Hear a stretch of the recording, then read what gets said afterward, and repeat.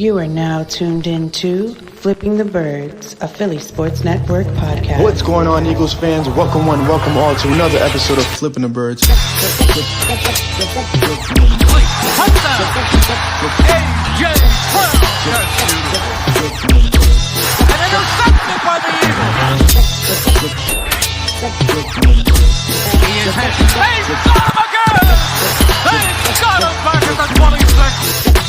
He's into the end zone. Touchdown, Eagles. What's going on, Eagles fans? Welcome all to another episode of Flipping the Birds. I'm Brian Cameron alongside Corey Naito, David Neese, and we're live. Well, kind of live in the color. It's actually a Monday night, and it's the Monday after a big snowstorm up north. How are you guys feeling after that? Just loving life, Brian. Shoveled out 2 cars. Actually, I shoveled out my wife's car. I shoveled out my wife's car, right? We had about 10 inches. Everybody in the news said, oh, don't shovel it. Wait until the sleet falls so that way it doesn't make your sidewalk and pavement an ice rink. So I said, okay. Well, it made the snow a million times heavier. After almost suffering a pulled back and a heart attack, I said, no more of this. I flagged down a guy who was in a Bobcat, like the little mini bulldozers, for those not aware. Threw him some cash. He plowed 5-6 spots in front of my apartment within 10 minutes. I'm like, yep, I'm done. Best money I've spent in a long time, I'll tell you that. Did you have the same situation in Virginia, David? I do, but I haven't even attempted to go out of the house. I have been in here for literally 60 hours straight. So, yeah, I'm waiting for it to get a little warmer, which it may or may not do, quite frankly. It looks like it's going to be pretty cold the whole week. So I might have to do what Corey did. I've seen them coming around the neighborhood, so I might have to flag one of these guys down too. We'll discuss how much it'll take to get it done after the show, Corey. Well, a nice little bowl of tofu might do it. That's not going to do it. Cash is going to do it. Maybe some beer, but definitely not. Cold hard cash. Yeah. You know what's not going to do it is damn candidate list of the Eagles offensive coordinators. That's a good nice transition, Brian. Well done. Can we discuss what the hell is going on? And David, I know you have a very common sense answer, and I love your answer because it's so common sense, and it takes the fan out of me, and it makes me feel like shit. Like, okay, like I feel like a dumbass now when you say it to me. But looking at it from a 30,000 foot view, right? We started off with everybody wanted Mike McDaniel, Brian Daboll, all the top guys, Joe Brady was still available, and things just got weird.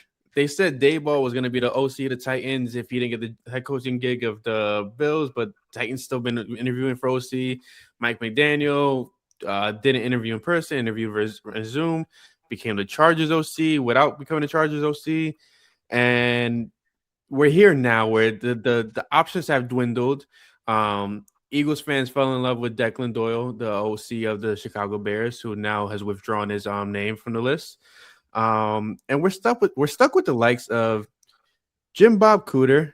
That's his Jim, right? Jim Bob Cooter, Matt Nagy, and praying to God for Joe Brady, and then the genius out of LA, Nate. Oh man, Shieldhouse. Mm-hmm. Okay. Before we dive into the candidates, I love David's answer because it's all over Twitter, but people are still not getting it. What are your views and perception of what's going on with the Eagles and their search for an offensive coordinator?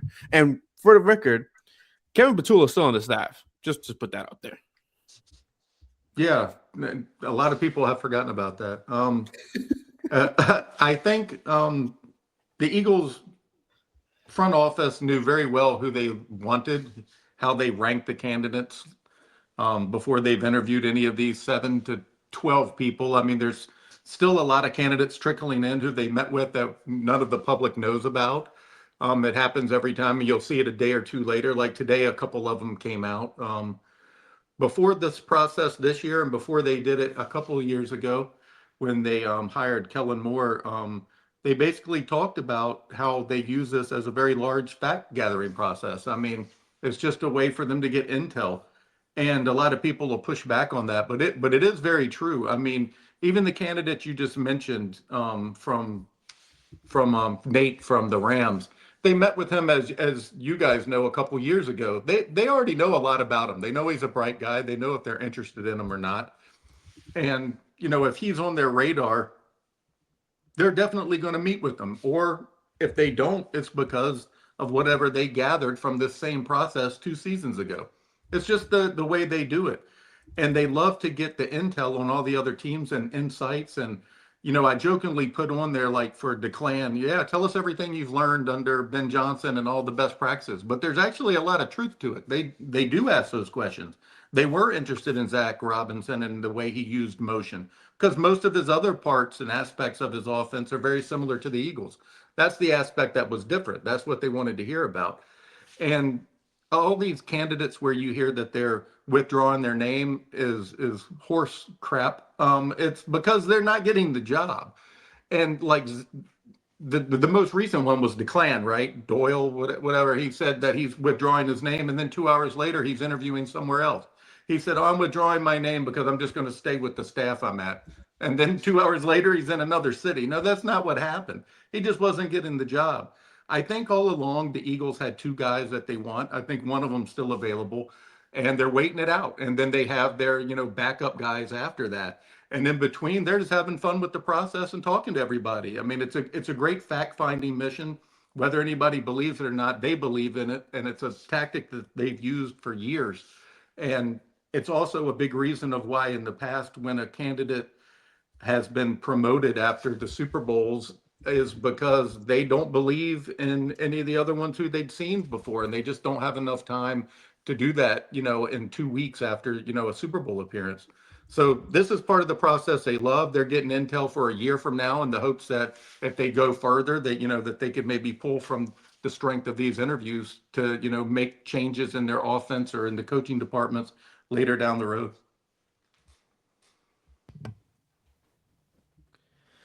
I feel like we should just end the show after that, because David gave the whole spiel of everything to go. Like, I'm convinced that David is like your modern day James Bond. The guy's a secret agent. He works within the nowhere and nobody knows. But Corey, what's your takeaway from what's going on in the Eagles OC search and where they stand at this very moment?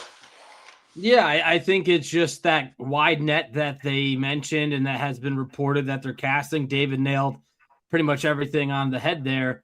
They are gathering information.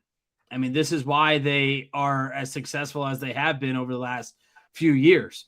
They understand that not everybody's going to be a fit, but you use these interview processes as, hey, what did you see from our offense? How would you fix it? And then now they will go and pick a candidate that kind of aligns with what they heard from these other candidates to be their offensive coordinator. Now, I think a lot of fans still want somebody to have play calling experience. I kind of lean that way as well, only because of what we saw with Kevin Patullo.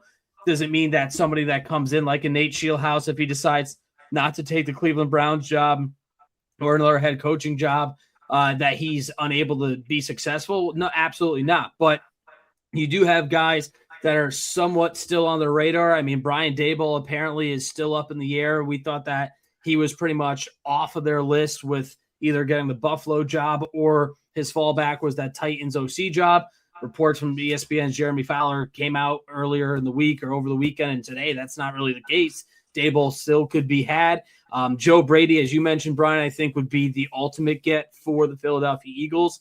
I really think that people who are freaking out that this is going on almost week 3 now of the search is because the Buffalo Bills surprising firing of Sean McDermott, I think, just opened up a whole lot of can of worms, because that was a job and a destination that is extremely appealing that wasn't on any of these candidate radars. So they all shifting their focus to want to be a head coach. Why not try and put your hat in the ring to coach a team with Josh Allen? Maybe they get some better wide receivers down the road. You know, they had James Cook, who led the league in rushing. There's a lot of good pieces there to work with, and you're in a really good situation to begin with. So, I think that they're trying to do their due diligence. I agree. I think some of the names have been very lackluster and not exciting, but you have to do with what you have in front of you, and you still have Brian Daboll and Joe Brady available at this time. And I think Daboll was the guy who they wanted pretty much from the start. And you're pretty confident that they're fully, like, they're doing a full court press on him.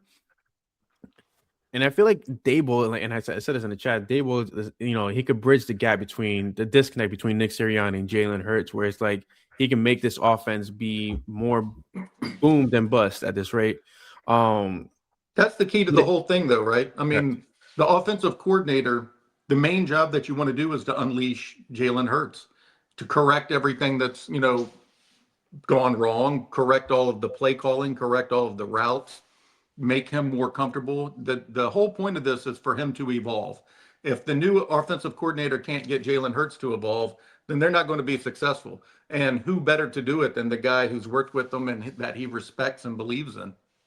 And this isn't a Brian Johnson situation either. This is an experienced play caller. That Daboll is quote unquote going to be the OC of the Titans if he doesn't get the head coaching gig in Buffalo? Or do you feel like that's not if the Eagles want him bad enough, because they'll pay him head coach money to be an OC. Lurie will open the bank if that's really the guy who they want. You'll know, because they'll outbid anybody for him if they really want him. The only way they can't win this war is if it's for the head coaching gig. Okay. What's your thoughts on that, Corey? Yeah, I mean, I just think it's going to be interesting, to say the least. I think they're going to have to figure something out. I like Joe Brady. I like Nate Scheelhaase. I like some of those other guys. And I think that they're going to make a decision, and maybe fans aren't going to like it. Some fans love the Scheelhaase opportunity, but there's going to be other fans, oh, well, he's never called plays before.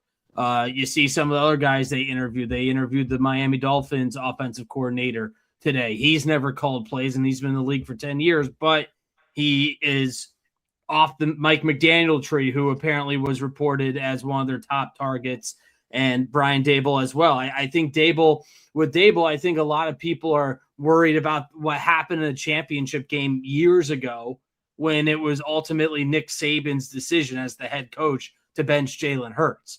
I mean, if you just do a little research, you'll find all the great quotes that Jalen Hurts has said about Daboll and what he means to him and how he's been able to help him progress as a quarterback. So, yeah, I don't think that is a problem at all. And I do think you need somebody to unleash Jalen Hurts and what he can do. Now, is Jalen Hurts completely blameless here? No. I do think whoever comes in needs to talk to Hurts and say, hey, listen, man, you got to do some of these things that you don't like to do. That the comment that has really stuck out to me with Jalen is and I'm paraphrasing, he basically said after a game or after a practice that he's going to have this offense to look. He wants his offense to look the way he wants it to look. And now if that's him saying, hey, I don't care about stats as long as we win, okay, so be it. But if that means, hey, I don't want to throw over the middle, or I don't want to run, or I don't want to do this, well, then that could be problematic, because you need him to be a more dual threat quarterback in order for him to be so successful. So I think there's going to be an interesting dynamic regardless, but I do think Jalen Hurts also kind of needs to bend his, I don't want to say rules, but his own rules, for a lack of a better term, of what they need to do to get this offense going. Heading into the 2022 season, Jeff Lurie compared Jalen Hurts to Josh Allen, which got a lot of laughs at the time, because that was pre-going to the Super Bowl and everything else. And he said, when Josh Allen was drafted, he had trouble with accuracy, etc. And he made a lot of comparisons to Jalen Hurts there. A year later, a lot of people started realizing that might be true. And the guy who has been credited for helping Josh Allen develop after getting out of Wyoming and coming to Buffalo is Daboll. And the third season there, they got up to 31 point some points per game average. They went all the way to the AFC Championship game. And it's pretty much been a slow descent since he left. They, haven't been able to get over the hump. And he's been credited for, mentoring him and, basically just getting him to excel at all the little things that quarterbacks have to excel at. And again, I'm using that comparison because Lurie himself made that comparison once before. And if he always looks at Hurts having the potential of a Josh Allen, well, Dable's the guy who did that. And I think that's playing a big part in why that he was probably the original target. It'll definitely be interesting to see. Now, before we wrap up the show, I want to get your input on this because Brian Daboll made a comment when he was still the head coach of the Giants at right before the Eagles game, and it was before or after. He made a comment about how they're misusing AJ Brown. If the Eagles were to hire Brian Daboll, do you guys feel like it's a likely stronger chance that AJ sticks is here next season, or do you feel like it's a foregone conclusion that the Eagles are going to do something with AJ? I'm in the minority. Unless AJ Brown tells Howie Roseman, Jeffrey Lurie, I want out, I don't see him being traded. I don't. Yes, he was unhappy. A lot of people in that locker room were unhappy with how that offense played. David and I were in there throughout the season. You talk to a lot of the guys, they were not happy with how the offense played. Saquon Barkley voiced his frustration. Devontae Smith voiced his frustration. Not to the degree that A.J. Brown did, but A.J. Brown was right when he said back in late October or November, we can't just bank on a switch to flip on and this offense is going to be good in the playoffs. And we saw it. They disappeared in the second half. Now, A.J. Brown, a lot to do with that. He had a couple of bad drops, obviously. The effort is questionable. You can't have that happen. I don't disagree with that. You need to play 100, 110%. I understand that, and it looks bad from A.J. Brown, but I think going back to your question, I do think getting Daboll or even like a Shieldhouse or somebody that has a vision that can really convince Brown that, hey, we have a plan for you. We're not going to be doing these ridiculous hitch routes at an insane amount. We're not going to just kind of throw stuff at the wall and see what sticks. If they have a play caller like Kellen Moore who can sequence plays and understand how to make adjustments in game, I don't see why A.J. Brown wouldn't want to be back unless he solely is caring about his counting stats, and then that's a whole other discussion. Yeah, I agree with Corey. And again, I know we're in the minority here, but I think he stays in Philly because he's the centerpiece of Jalen Hurts' offense. I mean, Corey just mentioned it earlier, about Jalen and the way. Can you say that one more time? He's the centerpiece of Jalen Hurts' offense. There we go. And the Eagles can't replace his speed, his hands, his big playability.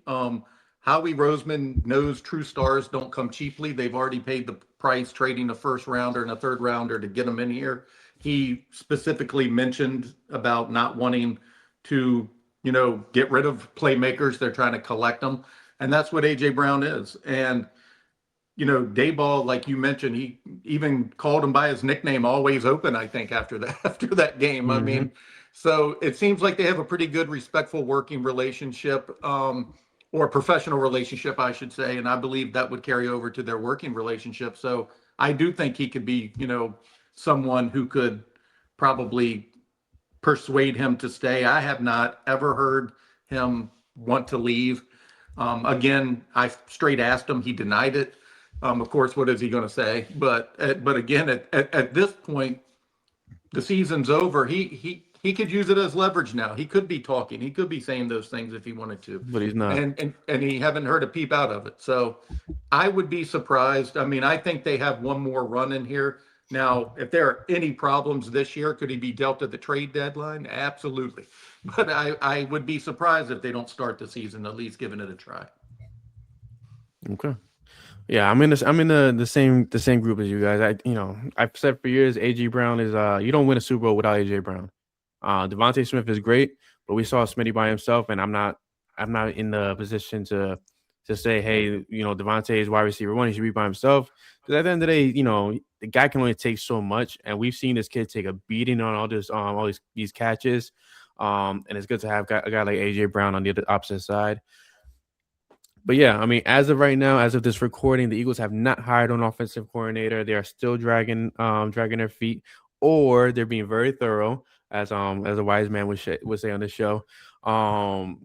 Yeah, I don't think they're dragging their feet. I think they're just being diligent about it because you can't. I gotta swing and miss because at this because if you I have need instant another bad year, gratification. I'm sorry. I said I gotta tease them because I need instant gratification. I need to write about something, and I got nothing to write about right now. I can only complain so much. I just think they have to almost nail this because they can't afford to have back-to-back years of terrible offensive coordinators and really 3 of 4 seasons with bad offensive coordinators. And that you hit the nail right on the head. And the fact that they have so much money tied up into the offense, it has to be the right move for them going forward. And somebody that can at least, whether they're here for 1 year, 2 years, somebody that can really like leave their imprints on his offense. But yeah, we'll see you guys later on. Interesting that both head coaches in the Super Bowl don't call offensive plays. I thought McDonald does call plays or no? Maybe defensively, but definitely not offensive. Okay. Yeah, that's Clint Kubiak. Yeah, so it's the CEO head coach is kind of looking a little decent right now. And one more thing about AJ Brown, it's kind of humorous to me when you go online and you see fans just crying and complaining about the hitch route amounts during the season. 48 of whatever 62 routes ran in that game against the 49ers or whatever it was. Well, imagine being the guy who's got to run them 48 times in a row. Do you think he's not frustrated? It took us weeks before, all observers really started paying attention to what the hell is going on here. It's constant hitches. Well, he's been doing that the whole year. Of course he's frustrated. Of course he's irritated. Of course he believes this is a Pee Wee League football scheme that's being ran. He's very much aggravated by it. So, yeah, I think you get rid of some of those kind of problems with the good OC. And like Corey said, they're going to do their diligence because they know this window does not last forever. It's close to closing now probably because they're about to pay a whole lot of contracts. And you got Harbaugh in the division now. You got, other teams coming up with a lot more money than the Eagles do. And they're going to have to start hitting on all their draft picks, which they were good at when they were picking higher. But, past couple years, you've seen, like last year, everybody loved Jahad Campbell and Makuba. But how many snaps did they play in the playoff game? 1 between the 2 of them? I think it was 1 snap. Things are getting a lot tougher now. And they're going to have to capitalize right this moment because they probably only have 2 years to do it. And if you factor in the question marks around some of this offensive line health. Oh God. Lane Johnson. We could spend a whole other episode. Yeah, that could be a whole show. Is Lane Johnson going to be back? Is he going to be 100%? Cam Jurgens, he's a warrior. The verdict is still out on Cam Jurgens. Cam Jurgens, I know he was handpicked by Jason Kelsey, but it's been kind of tough sledding for him performance-wise and health-wise. I know he made the Pro Bowl this year, but that Pro Bowl means nothing. Shedeur Sanders just made the Pro Bowl with everybody backing out. But I'm not discrediting what Jurgens can do and what he has done, but it has been a little tough for him. Tyler Steen isn't a Mekhi Becton. There's some questions on that offensive line where, again, last year it was an amazing unit to help pave the way for Saquon's historic run, but it does come at a cost, and it clearly was evident here this season of how physically beat up they were coming into the year. It's definitely very interesting to see what they do this offseason, especially with the fact that Lane Johnson is aging out. You got to find his heir at some point. I know you're big on is it Cameron Williams, David, or is it I forget the kid's name? Yeah, it's him. I don't know if he's starter material. Who knows? He was hurt so frequently this season, he didn't really get a lot of reps. But he had depending upon who you listen to, a 1st to 3rd round grade on him before the injuries. So yeah, he comes with a lot of talent. And I don't want to get onto the Stoutland thing, but he's the kind of person that Stoutland should be able to, create something with if he's as good as everybody thinks he is. I personally believe Jordan Mailata is a unicorn, and that's something that happens, once a generation. And I think too many times they had relied on him trying to do that again. And, that's almost an impossibility. That's not a knock on Stoutland like some people take it as. That's just unrealistic. So, but yeah, that's a whole nother show. The whole offensive line. I mean, you could go right through them all. Steen's a free agent after next year. Landon Dickerson fought through injuries. Cam Jurgens fought through injuries. Jordan Mailata took a step back. Lane Johnson could retire. I mean, that's all 5 of them right there. So, yeah, the offensive line caused more problems than the coaching, in my opinion. But again, that's a different show.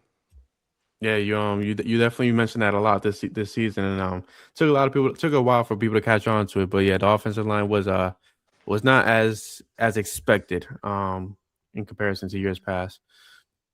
But yeah, we thank you guys for tuning in today. We appreciate you guys. We'll come up with another show at the end of the week. We'll talk about free agents. We'll talk about who stays, who goes. But until then, my name is Brian Cameron alongside Corey Neidl, David Neese, and we're flipping the birds. Go Birds. Flipping the birds. Flipping the